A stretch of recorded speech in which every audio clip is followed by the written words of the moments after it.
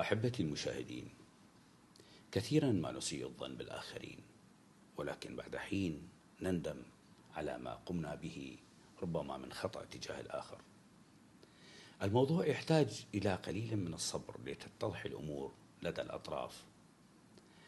فاتصل صديق بصديقه قال له: أنا قادم مع زوجتي لنسهر معكم اليوم.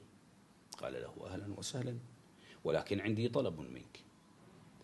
أريدك أن تشتري لي قالبا من الحلوى من أفخر المحلات، وأريد معها بعض المستلزمات كذا وكذا وكذا، فاليوم عيد ميلاد ابنتي ولن يتسنى لي الخروج من البيت، وبصراحة أريد أن أفاجئ العائلة.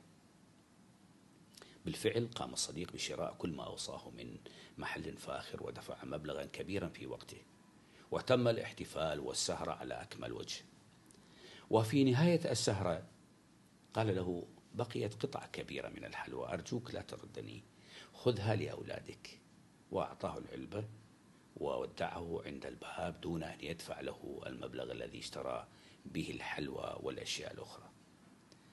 ركب الصديق سيارته مع زوجته وهو غير راض عن تصرفات صديقه، وأخذ يشتمه ويلوم نفسه على هذه الزيارة التي جلبت له الخسارة. طبعا زوجته تحاول أن تهدئه وتقول له: يا رجل، ربما نسي أن يعطيك المبلغ، أو ربما سيعطيك غدا عندما يراك في العمل.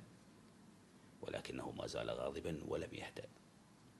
وصلوا إلى البيت، نادى أولاده فتح العلبة ليعطيهم من الحلوى، فوجد رسالة شكر وامتنان والمبلغ كامل، حيث كتب له: أعرف أنك لن تأخذ من نقود مني، لذلك وضعت المبلغ دون علمك في العلبة. قال لزوجته: سأتصل به لأعتذر منه لسوء ظني به. قالت الزوجة: لا، الأفضل أن تدعه عند حسن ظنه بك. الخلاصة أقول إن أغلب مشاكلنا من سوء الظن والتفسير الخاطئ للكلمات والأفعال.